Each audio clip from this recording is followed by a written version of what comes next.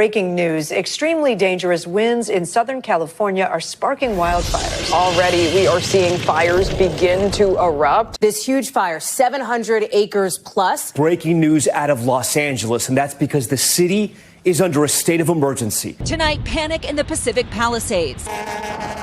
NBC4 colleague and reporter who's a friend lives here. We are safe, the dogs are safe, that's all that matters at the end of the day. This feels absolutely absurd to vlog right now. Oddly, I grabbed this camera when leaving. Everything we brought is basically just right here. I'm still sick, but luckily feeling less sick, so this was a hectic morning, but all that matters is we're safe. Frankie just slammed into the camera. Are you happy, boy? He loves being here. We're at his Gigi and Papa's. We are safe. We are just praying that we have a house to go home to. I wanted to give a little life update because the other day when I tried to record, I thought I was on my first day coming back to reality and getting out of my anxiety hole. And now looking back on the little content that I did film, it is abundantly apparent that I am still deeply anxious because I can't even string a full sentence together.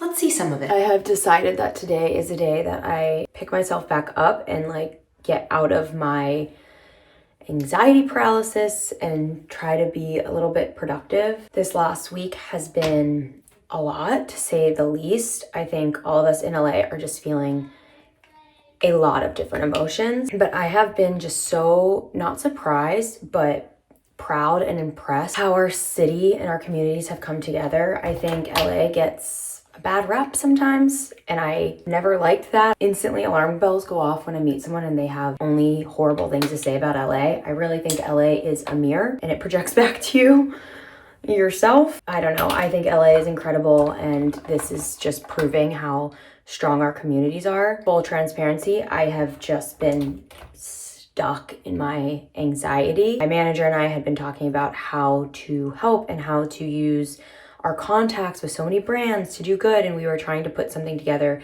to create care packages or a little store for people to come to, and I just like could not get my brain to work. Every time I was trying to figure something out logistically, just couldn't do it. And then luckily we found incredible people who are so impressive and mobilized so quickly in the face of crisis and have created incredible lists of brands and reached out to brands and put families who have lost everything in contact with people. So I've just been trying to focus on spreading more awareness to them.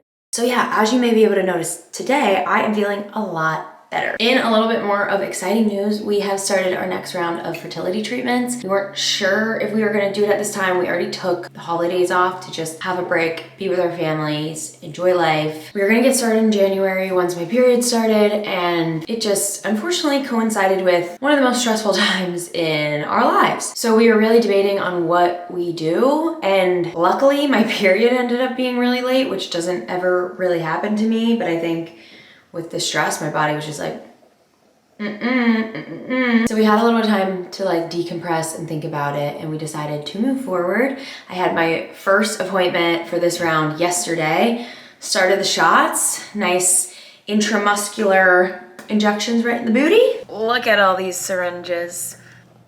Can't wait. Let me get icing while I'm chatting. Basically, every 3 days, I have to do what's called an estradiol shot. I do this for a while, and then eventually I start doing the progesterone shots, which I have heard are awful. And I also just found out that I continue the progesterone shots 11 weeks into the pregnancy. I thought this was like, once this is done, once the baby is inside of me, at least the shots parts were done. It's looking like that's not the case.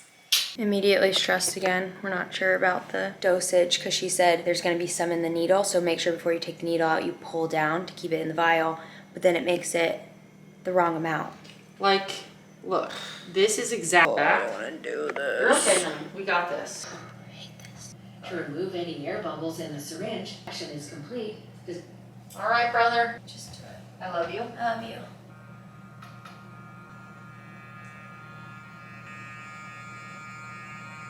We're out. Oh, no, I'm gonna pass out. Oh, Yeah. I'm gonna pass out. Oh my God. She's a brave soldier. She's a good girl. She did great.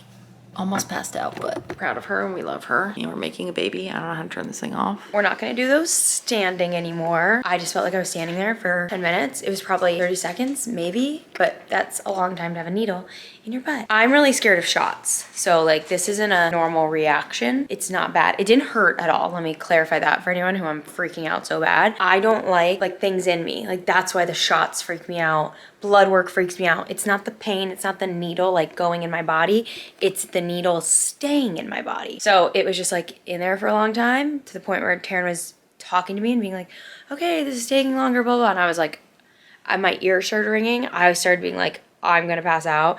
But then I started freaking out even more because I'm standing and there's a needle in my butt. So if I fall, this is gonna be really bad. So from now on, we're gonna do that laying down. But day one, check, we're done. We're home. Well, I am home and it's just for a day, but soon we will be home for good. My hormone injections for fertility treatments are kicking my butt. Oh, I hate it. I did my second shot and it was horrific. As soon as the needle like went through my skin, I felt my entire muscle just spasm, and it was like my whole butt cheek and my leg, and it just hurt so bad, and it took so long because the oil's thicker. It was just awful, and I kind of had a little panic because right now I only do it every 3 days, which isn't fun, but whatever. Soon it's gonna turn into twice a day.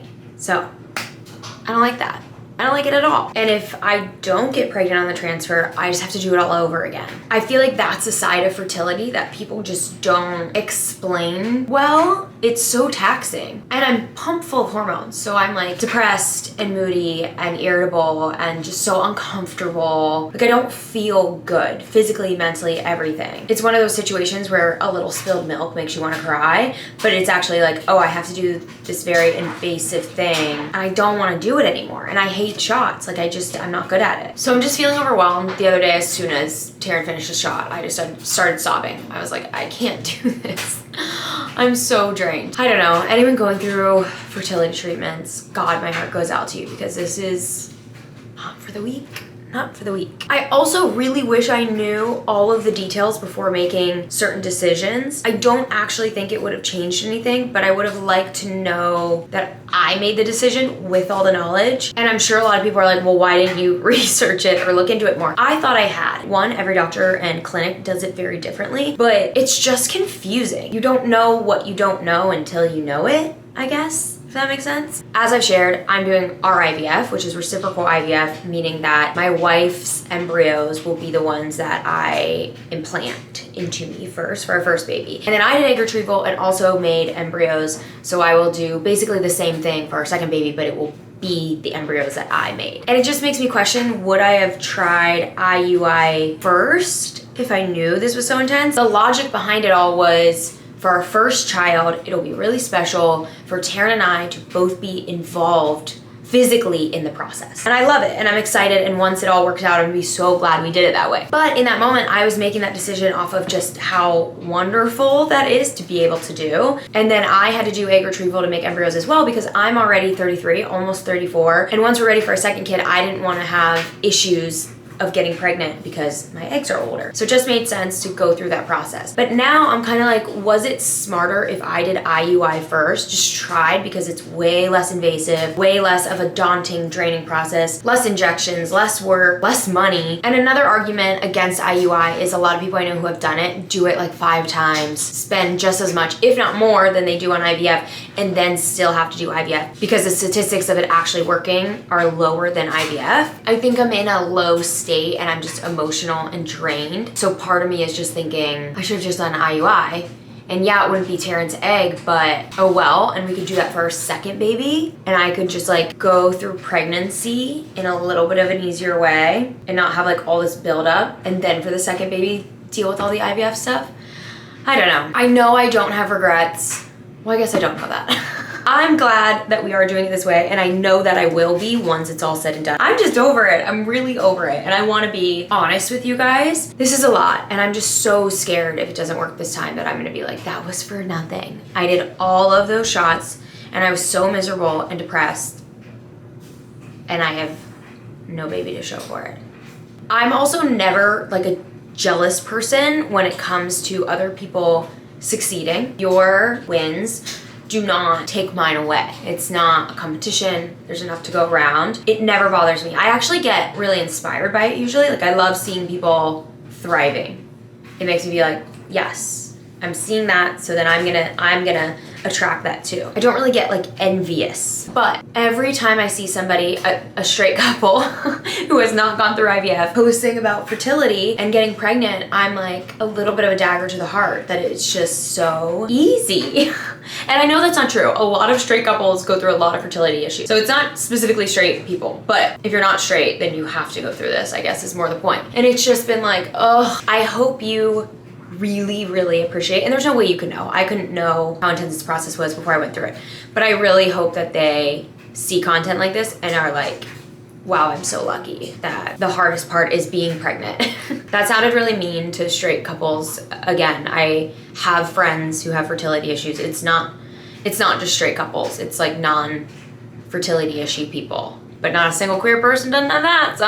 Oh, I'm rambling. I'm sorry. I'm just like, I'm so anxious. I feel like my heart is racing. I feel tingly everywhere, which is typically what happens right before panic attacks. I'm just overwhelmed. This is a lot. And with that all being said, like, let's not judge people who have a hard time envisioning going through this when they want kids. Whether they're having fertility issues or sexuality, whatever it may be, this is not easy. So it is very normal to be overwhelmed or mourn that you can't just have a child naturally. So let's like be a little gentle with people. And that's all I'll say about that. Okay, day 3 of estrogen shots. We tried something a little different because last time hurt so much. So I heated the area instead of iced it because people said that heating can make your muscle relax a little bit. Also heated up the syringe. So hopefully it makes it a little bit better. Oh no, I can't have my hair falling like that. Why? Because I gotta be a doctor right now. Gotta be professional. This is gonna look like a porno, you're right, I can't. I'm like, that also looks like porno. Ugh, I so don't want to do this. I'm gonna cry. I know, honey. Let's just get it done. Okay. Love you. Love you. Doing great. Done? Mm-hmm. I'm gonna rub your butt real quick. The best part of the whole thing. Sheesh, brother. Oh, I love you. I love you, honey. I'm so sorry. I'm so over this right now. Here, let me put your pants on. Thanks. Let me get nice and close. Me leaning over the bed with this noise and you behind me sounded like something a lot more fun than it was. What were we doing in that? I was feeling so emotional and depressed and sad and anxious. So we went to the store and I got Legos and I built this little McLaren car.